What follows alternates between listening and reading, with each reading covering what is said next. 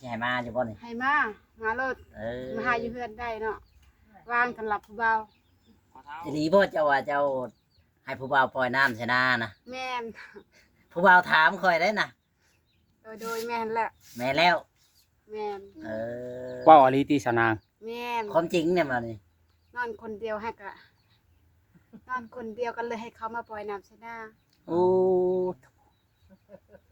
มาสร้างว่านอนคนเดียวให้เขามาปล่อยน้ำใส่นาคณะสิบ่ขาดบ่บัดบ่ดอกเนาะเธอก็เปิดใจมาเป็นปีแล้วยังบ่ทันได้มีบ่อันเปิดใจมาเป็นปีแล้วยังบ่มีว้าวมีแต่เขาโทรมาทางเบอร์เขาบอกว่ามีเฟซโอ้มีแต่เขาเจ้าโทรมาหยอกซื่อๆบ่แม่นสาวนางนี่คนเฮ็ดนั่นออกครบแล้วเราสิเอาแต่คนแบบคนโสดเนาะแล้วก็จริงใจเนาะเกียบไปจ้ะลอยลูกลอยเมียมาแล้วบ่เอาพอห้างก็เอาคือกันคันว่าเนาะเอาอยู่แบบอันบ่หลายเมียหั่นเอาอยู่แบบคันหลายเมียแล้วก็บ่เอาคือเก่าเนาะบ่สำตูพายนี่เด้จ้ะเฒ่าสำตูพายนี่เอาได้อยู่เนาะคันว่ารวยเนาะคันนั้นเอาได้อยู่คันว่ารวยคันว่าเบิ่งดูแลเฮ็ดเวียกเฮ็ดงานได้แม่นคันบ่รวยเนี่ยอาจจะบ่พิจารณาแน่บ่คันบ่รวยนี่ก็เอาคนนมประมาณ30-40นี่ก็เอาได้อยู่เนาะคนหนุ่มเอาได้เนาะคันว่าบ่รวยนั่นอยากได้คนหนุ่มแน่พอได้มาเฮ็ดมาสร้างมาสาซอยเอาคนเฒ่าระยันเฮ็ดเวียกเฮ็ดงานบ่ได้แม่นก็เลยอยากได้คนรวยแน่นอนนึงโดยโอ้คันว่าเขาเฮ็ดหน้าบ่ได้ให้เขาจ้างเอาคันว่าเขามีเงินเนาะตัวนี้ก็คันว่าเฮา10ขึ้นไปเนาะโอ้ข้าวงามเนาะอันนี้บ่จึงว่าอยากได้อันผู้บ่าวมาซอยเกี่ยวข้าวนะแม่นยันบ่มีคนเกี่ยวข้าวซอยแล้วก็เปิดใจหาผู้บ่าวโอเคพี่น้องเลยสาวนางอยากได้คนมาเกี่ยวข้าวซอยเฮ็ดจังได๋บัดนี้หาให้เราเบิ่งก็ได้บ่แม่นมานั่งซอยเบิ่งนี่ให้มาบ่นำกันแหละให้มาเกี่ยวนํกันแม่นว่าให้มานั่งมานั่งเบิ่งสาวนางให้กำลังใจสาวนางเกี่ยวบ่เป็นเด้ได้บ่แบบนี้ถ้านั่งซ้อนจับมือใช่เจ้านางน่ะแม่นให้กินข้าวน้ำอีกแม่นให้กินข้าวนำกันให้กินข้าวน้ำซอยเกี่ยวข้าวคันบ่มีข้าวคันละเขาบ่ได้มากให้กินข้าวนำกันเนาะโตกินน้ำอยู่น้ำฟรีแม่นนอนน้ำคันว่าบ่มีผู้สาวคันเรามีผู้สาวบ่ให้นอนน้ำเอาแล้วบ้านนี้ให้นอนน้ำเลยแม่นถ้าไผมานี่แม่นให้นอนน้ำถ้าคนโสดน่ะโดยถ้าคนโสดเนาะคันอยากได้สาวนาง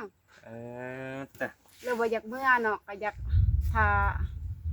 เวลาก็ให้ทาเวลาเนาะอารมณ์กันก้อนเบิกกันก้อนสาวนางเปิดใจมาโดนแล้วแม่นก็ยังบ่มีผู้บ่าวมาจีบมาล้มแม่นเนาะยังบ่มีคนที่ว่าจริงใจแม่นเนาะโดยหายากบ่สาวนางตอนนี้ก็เขาว่ามีคนโทรแต่ทางเบอร์เนาะโทรทางเบอร์หันหลายจนบ่ได้นอนเนาะจนบ่ได้นอนติดเครื่องบินมันหลายเกินบ่แม่นติดเครื่องบินเป็นได้คือปิดน่ะมันแบบมันหลายโพดผู้นึงยาผู้นึงแล้วผู้นึงยาผู้นึงคนดังเด้สาวนางหลายคนเนาะบางคนก็บ่แม่นแฟนเขาก็โทรมา FC เนาะอันเจ้าจนได้ปิดเครื่องบินปิดอันโหมดเครื่องบินจนได้ปิดเครื่องไว้บ่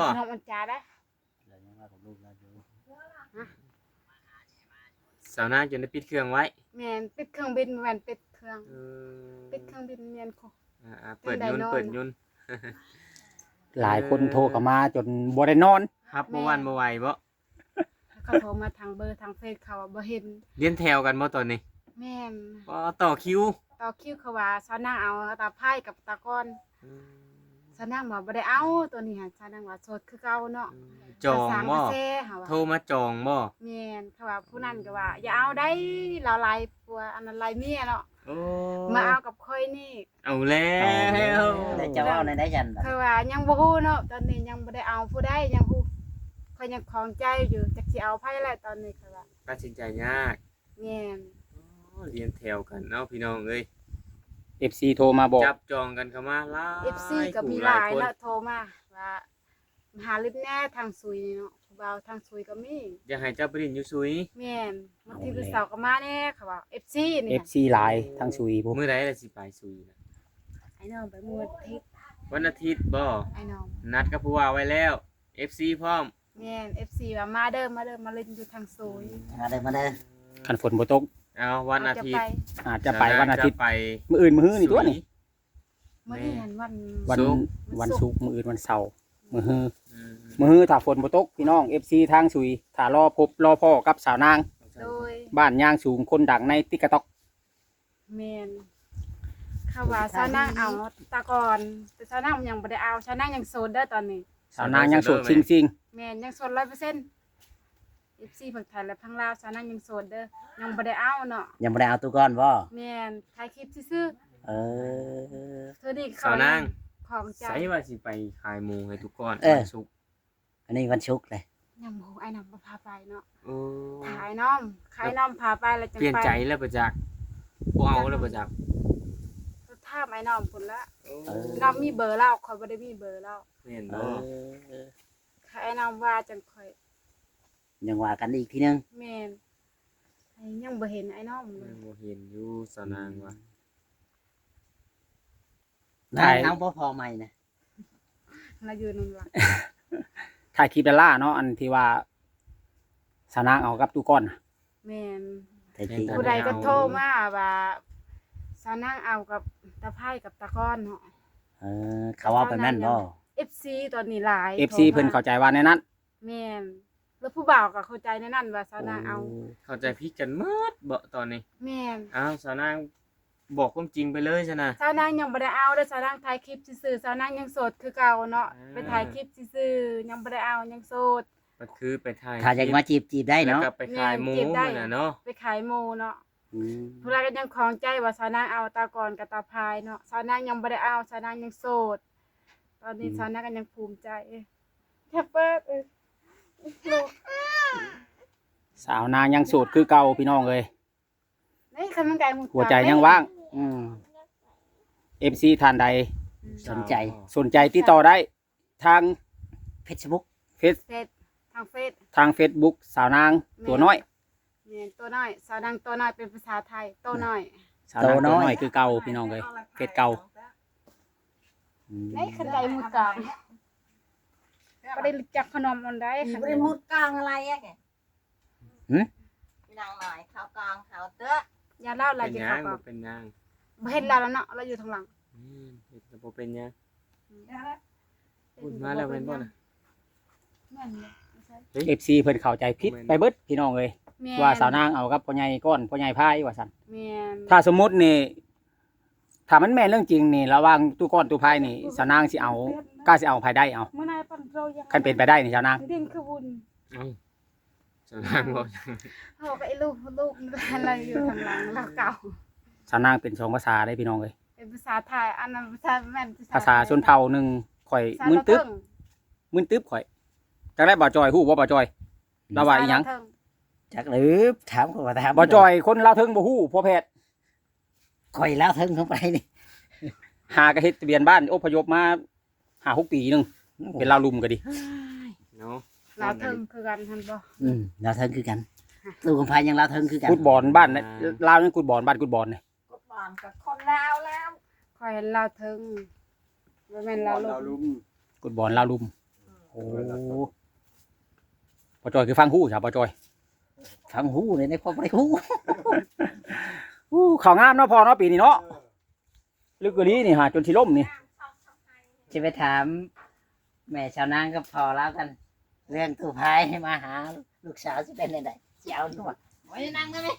ป้า ดูแล้ว เราอยากเข้าก็ ไปถาม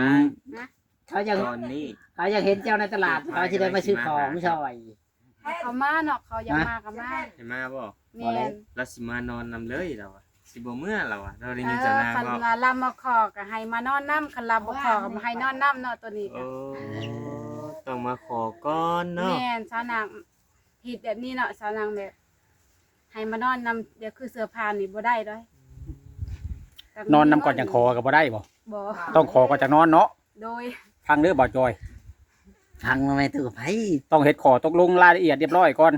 แม่นว่าน้ำพ่อ แม่น แม่ แล้ว ก่อน ตู้กับ เนาะ ไผเอ้ย ที่ของมีเนาะ แม่นลูกมีพ่อมีแม่มีฮีดมีคอง แม่นให้เมื่อนำผู้ชายเดี๋ยวก็บ่เมื่ออีกเนาะ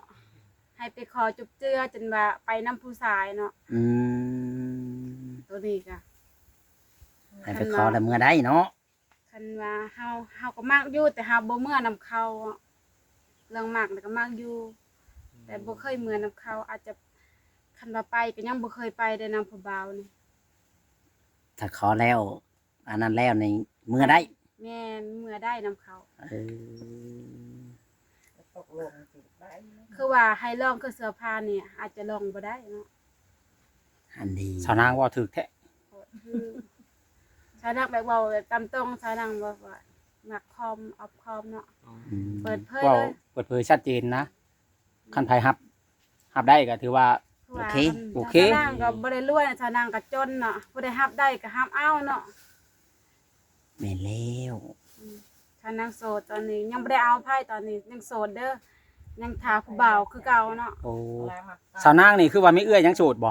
เอื้อยก็ยังโสด เอ้ยก็ยังโชดใช้เอ้ยเจ้านะ อ้ายก็ยังโสดยังเอื้อยก็ยังโสดเนาะ เอื้อยเพิ่นไป เราไปแล้ว เพิ่นบ่อยู่บ่ เมื่อกี้นี้เราไป นี่ แล้ว เราไปแล้ว คนกินนี่นั่งน้ำกันนี่ก็แม่เจ้านี่บ่ เราโสดได้เรายังบ่เคยเอา เออ แต่ค่อยเป็นน้องเราค่อยเอาแล้วตอนนั้นแต่ค่อยปะ เรายังโสดจริงๆบ่ได้เอาผัวจักเทื่อเอื้อยนะ แม่น มี ซ้ำ ความ บ่ สน น้อง ใจอยู่ได้ ซ้ำบ่นอมว่า เออ ซ้ำงัวชนเข้าใหม่บ่ได้นะ แม่เรายังโสด เจ้าสิให้เราเอาอยู่บ่ตอน เอา นี้ แล้ว คนจ จะ น ใจแล้วแหละใจไผใจมันเนาะใหญ่แล้ว คอยว่าสิถามเราอยู่แล้วบ่ไปก่อน เราคนไม่สั้นได้เราคน เนาะ คันทำมาถึกใจเราก็หายได้คนนี้ เอาแล้วคือว่าอย่างฉัน บ่คือสาวนางเลยเราหายคนบ่เป็นเนาะ สาวนางบัดใจดีเนาะ อืม เซ็กซี่เราหลายได้สาวนาง แม่น FC ไปโทรมาหาบ่ FC โทรมาหลาย หลายแฮง ผู้บ่าวก็หลายเนาะผู้บ่าวคล่องใจแต่ว่าสาวนางเอาตัวพายกับตาก้อนตอนนี้หั่นน่ะ อืม ของใจ ผู้ใดก็เห็นคลิปผู้ใดก็เห็นคลิปเอาลงถามเบิ่งว่าเอาตาพายตาก้อนบ่วะ แต่ อย่า เขา ไป ว่า เอาได้เฮ็ดหน้าบ่ได้ได้เท่าซำนั่นว่ะ เออ ผู้ใดก็ว่าเอาสาวนางบ่ได้เอาสาวนา เอา งว่า ลองอันเว้าเบิ่งดูไปว่าเผยความจริงให้ FC เพิ่นฮู้เลยว่า ไปหาตัวพายมันไปเล่นซื่อๆบ่ บ่แม่นไปลินสาวนางไปขายหมู ไปหาตัวพายอะนะ ตัวพายหันไปลินเนาะ เออไปเล่นซื่อๆเนาะ แม่นไปลินซื้อๆไป มื้อนั้นนะเสียทีอ้ายมาก่อน แม่นไปลินซื้อๆ จับวิทย์กันหน้อยหนึงนะมื้อนั้นนะ ไปลินน้ำตู้พาย แม่นไปลินตัวพาย เออ เหงาเนาะตัวพายก็ได้ ไปลินน้ำเหล้า ไปลินน้ำเหล้า ยังบ่ได้เอาเหล้าเลาะยังไปลิน เออ บ่แล้วก็ไปยามเราซื่อๆนะไปยามเรา เออไปยามเราซื่อๆตู้ก้อนนี่ก็เคยไปยามอยู่บ่ ตัวก่อนนี่ก็ไปขายหมูให้แล้วมื้อนั้นเนาะจังแบบผู้ใดก็ว่าสาวนางเอาสาวนางยังบ่ได้เอาเนาะ ไผก็ว่าชาวนางเอากับตู้ก้อนเนาะ โดย คันว่าเราเอาเรามาขอนี่เอาบ่กับตู้ก้อนก็ได้ คันเรามาขอเอาคันเราบ่มาขอบ่เอาให้เราให้ลองคือเสื้อผ้าเนาะ อืมตู้ก้อนอยากลองก่อน เาบาด แม่ นี้ เราจะลองก่อน เอาแล้ว บ่เป็นน่ะเนาะ บ่เบ็ดนี่นะ อืม เพราะเฮาเป็นผู้หญิงเฮาละเสียหายกันให้ลองก่อนเนาะ แม่นมันก็ล้ำได้เนาะ โดยตัวนี้เขาไม่เลยได้คันให้ลองกะ เอาแล้วคันตู้ก้อนร้องนี่คือไหมตู้ก้อนรถ แม่น อ๋อ คันลองเลยคือเอาเลยเนาะ ดูคันมาเอากับไม่มีเงินมีคำแล้วเนาะเฮ็ดเฮา เออลองก่อนก็บ่ได้ถึงสิเอาก็ต้องขอก่อนจึงได้ลอง แม่น แนวนั้นพี่น้องเอ้ย คันมา ก็มา เนาะ เกี่ยวข้าวซอยใครอยู่เนาะ ที่เขาซอยซื่อๆเนาะบ่ได้นอนนำก็อาจจะบ่ได้ไหม้เนาะ อย่ามาเกี่ยวข้าวใส่กับไม้นี่บ่ว่าติ เกี่ยวข้าวซอยซื่อกับไม้อยู่ สาวนางก็เว้าเถิ บ่ได้มา บ่ได้ใครก็บ่อยากมาเกี่ยวซอยได้เนาะบ่าวจอย ตู้กับไฟมาแบบนี้ก็ไม้ตู้กับไฟนี่ก็แล้วนั่นติ บ่เนาะสาวนางก็บ่ได้อยากไหม้ FC ดอกเนาะ โอ้บ่อยากไปซื้อ คันมา เนาะ เกี่ยวข้าวซอยนั้นให้กินข้าวน้ำล่ะว่าสาวนางน่ะ อืม ให้นอนก็ให้นอนอยู่เตียงนี่แล้ว นางเนาะ อยู่เฮือนนี่แล้ว ข่อยงามกำลัง งาม เขากำลังงามเนาะ อืม นี่ก็บ่ไปขายของเลย มื้อนี้นายังบ่มีเนาะ บ่ได้ไปหาบ่มื้อนี้ บ่มี สิบ ไผ 15ต้นให้เด้อ บ่ได้ไปหาเครื่องขายที่สาวนาง ใจเบิดๆก่อน ก็ แล่นมาตกใจหมด นั่นแลนปันคนนี้ อืม ผู้ใดก็คลองใจว่าสาวนางเอา แต่สาวนางยังบ่ได้เอากับพายสาวนางยัง ไผก็ของใจ แม่น FC ก็คลองใจ โอ้ ได้ FC ผู้หญิงหรือว่าผู้ชายก็คลองใจว่าสาวนางเอา เอาปัวแล้วบ่แบบนี้เนาะ แม่น เอาตู้ก้อนหรือตู้พายแบบนี้ แม่ นะ นสองคนนี่นะ โอ้ ตู้ไฟเมื่อรุ่นคอยทำเฮ็ดงานยังบ่ได้ตู้ไฟมันรุ่นพ่อครับคุณ เขาว่าอายุ70แล้วเขาว่าอย่าเอาได้เอาอายุ50 นี่เขาว่า อันนั้นอายุ50ลงแล้วว่าเขาว่า FC เว้าอันนี้ อายุ50ลง แม่น โอ้70แล้วบ่ให้เอา โดย FC 51นี่ FC ก็ ฝั่งไทยก็เว้าว่าเนาะ FC ผู้เพิ่นหวังดี แม่ เนาะ FC ฝั่งไทยก็เว้าว่าอย่าไปยุ่งกับตากรในตากรชาวเมียแล้วเขาว่า อ๋อเจ้าแล้วบ่อยากยุ่งบ่บัดนี้ ข้อยก็เลยพังเบิ่งเนาะข้อยก็ยังภูมิใจอยู่ตอนนี้เนาะ ภูมิใจอยู่ แม่น ภูมิใจที่ได้ฮู้จักอันตู้ก้อนนี่บ่ ว่าบางคนก็ให้ยาบางคนก็แบบเถื่อกับบางคนก็ว่าเอาดีบางคนก็แบบบ่ดีเนาะ แม่น บางคนก็คันเขาบ่หวังดีเขาว่าเอาเลยเนาะบางคนเขาหวังดีเขาว่าบอกให้ยา FC ฝั่งไทยนี่ โอ้บางคนอันบ่หวังดีก็บอกว่าเอาโลด แม่ เอา น เลย โดย ผู้เพิ่นหวังดีเพิ่นก็บ่เอา แม่น โอ้ บางคนก็ว่าเราเฒ่าแล้วว่า เอ งี้ อ เนาะหาเอาคนใหม่เนาะเราแบบแม่นบางคนก็สงสัยแบบคนบ่ดีหรือว่าคนดีเนาะหรือว่าเราหลายเมียแล้วบางคนก็เห็นเราเอาหลายเมียอยู่ตัวนี้ก็ชาวนางยังโสดคือเก่าชาวนางยังบ่ได้เอาไพ่ตอนนี้เนาะยังเปิดใจหาผู้บ่าว โอ้ยังเปิดใจหาผู้บ่าว แม่น ขอห่างประหมายเด้ เข้ามาผู้ใหม่ก็เอาอยู่เนาะ 50ลงมา แม่น50ลงมา 50ครึ่งกับ51นี่เบิดปฏิเสธไปเลยตัวนี้ ก็ เสียใจเป็นแถว ก็บ่ คัน ว่า ว่า เนาะ 50ปลายก็คันว่าเอาได้50ปลายก็เนาะ เพราะว่ายังอยู่รักหาเนาะ แม่น ได้ บ่ตูนฮอดลัก6บ่ แล้วเขากั คั บ น บ่ ว่า ได้เนาะ 70นี่ก็ยันว่าเฮ็ดหน้าบ่ได้เนาะ70 60นี่ก็ 60คันรวยแหละสาวนางจะพิจารณาเป็นพิเศษ เพราะว่าเฮ็ดนาเพิ่นจ้างเอา เอาได้อยู่คันรวยคันว่ามีเงินจ้างเฮ็ดหน้าอาจจะเอาได้แบบซั่นน่ะ โอ้มาเป็นแบบชนะเป็นเจ้เลยนะเนาะ แม่น จ้างคนก็เบิดก็สิบ่หลายแล้วเนาะสาวนางเนาะ หน้ามันน้อย หน้าก็บ่ได้หลายปานใดเนาะ เบิดบ่เกิน 5ล้าน โอ้ เฉพาะจ้างคนเด้ ห้า บ่ฮ ห อก ดหมื่ พั น นนี่แหละบ่มาฮอด5-6,000อาจจะ 5-6คันแฮงบ่ฮอดแล้วเนาะ วัน3ล้านซะนะ4ล้าน อาจจะอันนั้นเนาะเฮาซื้อน้ำมันน่ะเนาะสมมุติว่าเป็นครอบครัวกันเนี่ย นั่นคือเพิ่นบ่อยากเฮ็ดเพิ่นก็ จ้าง ซื้อเอาเนาะ แม่น คันว่ามีเงินหลายก็บ่อยากเฮ็ดก็ซื้อเอา มันชื่อเป็นกระเปือกกระสานแฮงคัก ได้ ได้ บ่ ได้บริษัททั้งดีเลยเนาะนอนกิน เพิ่นเฮ็ดแต่หน้า สาวนางมาจากเฮ็ดเด้จ้ะสาวนางเป็นคนดุ คนดูได้เฮาบ่เฮ็ด อยู่ บ่ได้ ซื่อๆบ่ได้บัดนี้ คนมันแบบคนมันเคยเฮ็ดแล้วเว้ยอยู่บ่ได้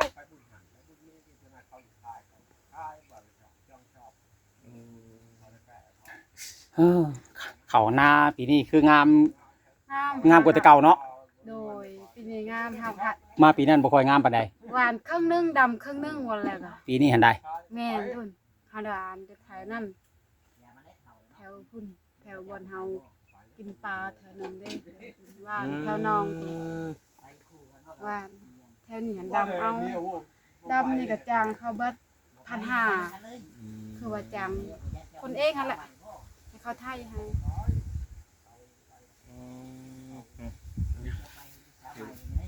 ลองไพ่ไทย พี่น้อง ไท เลย ย พอ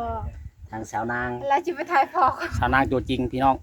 ในได้ตู้พายสิมาหาสิเอาเราอยู่นำบ่ คันว่าเรามีเงินขอก็สิเอาคันเราบ่มีเงินขอแบบนี้เนี่ยก็บ่เอาเนาะ พ่อจะบอกว่าเราเฒ่าแล้วยันเราเห็นหน้าบ่ได้ อันตัวนี้ก็อาจจะเราเอ็ดหน้าบ่ได้เนาะเราเฒ่าแล้ว เออ ถ้าเราบ่เอ็ดหน้าได้ก็อาจจะเอาเนาะตัวนี้ค่ะ เราไถรถไถบ่ได้ แม่น เราไถได้แต่ไถควายพ่อใหญ่พายนะเราเว้าแล้ว คัน โดย คันเราเอาเจ้าเมืออยู่นำสิเมือบ่ คันเฒ่าแล้วเรายันเฮ็ดเวียกบ่ได้เรา บ่เฮ็ด ไม่เอา เราอยากได้เจ้าอยาก ก็ ได้ค่อยก็ยังบ่ฮู้นะยันเฮ็ดหน้าบ่ได้ตัวนี้ค่ะตัดสินใจ ถึงเราสิเอาเจ้าเมืออยู่เฮือนลำเราได้ซะ คันเรามีเงินหลายก็อาจจะเอาเนาะตัวนี้ค่ะนั่นแหละ เออ ยันเฮ็ดหน้าบ่ได้อายุเราประมาณ70แล้วบ่ เงินเราบ่หลายแต่นาเราหลาย อืม หน้าเราหลาย มูลมังเราหลายได้ตู่พาย มุ่นมังหลายก็ยันละเฮ็ดเวียกบ่ได้ตัวนี้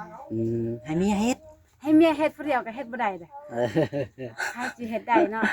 นี่แหละพี่น้อ เฮ็ งเอ้ย ดเมียบ่ได้อันนั้นฮักก็ไถนาบ่ได้ให้สิเฮ็ดได้ซะ เออ นี่คันรับมาขอคือว่าสิเอาซะ คันละมาขอแล้วมีเงินหลายจังเอาเนาะ โอ้ ตอนนี้ก็มีเงินหลาย อืม คันเงินน้อยแหละบ่เอา โดยคน มูลมั่งหลายนี่ก็บ่เอาอีก ยันละเฮ็ดนาบ่ได้เนาะมันก็เฒ่าเกินแล้ว เท่าคืนแล้วสานางเว้าแล้วพี่น้องเอ้ย สาวนางเอา50ปลายประมาณนี้น่ะคันมีปลายมันก็ซะ50 50ต้นๆพี่น้อง แม่น สาวนาง 50โล เอาแบบว่าคนที่ เฮ็ดเวียกได้ก่อนแล้วก็ มาซอยพาเฮ็ดเวียกเฮ็ดงานเฮ็ดให้เฮ็ดนา โดย พาเฮ็ดพาหาพาเฮ็ดพาสร้างเนาะสาวนาง โดย คันว่ามาเอาแล้วเฮ็ดเวียกบ่ได้นี่ก็อยู่เป็นโสดดีกว่า แม่นอยู่เป็นโสดคันมาเฮ็ดเวียกบ่ได้สาวนางอยู่เป็นโสดดีกว่ากับลูก2คนเนาะ โอ้อยู่นครนะแม่นะนี่แหละเนาะ แม่น เอาพี่น้องเอ้ยบัดนี้สาวนางเว้าแล้วพี่น้องทาง ยังโสดคือเก่าเด้อผู้ใดสนใจก็ทักหาสาวนางได้เด้อสาวนางยังถาผู้บ่าวยังให้ผู้บ่าวจีบเนาะ ยังโสดให้ผู้บ่าวมาจี ขอสิถามเมีย มาเกี่ยวข้าวซอยก็ได้พี่น้องเอ้ย โดย บัดนี้สิไปถามทางพ่อใหญ่บัดนี้พี่น้องเนาะ โดยไปเลย ว่าอายุหลายชำบ่เฒ่าพายนี่ เอาบ่ได้เนาะ ถ้าว่ามาขอนี่สิเอาได้บ่พี่น้องเอ้ยเนาะโอเคสบายดีสาวนาง สบายดี โดย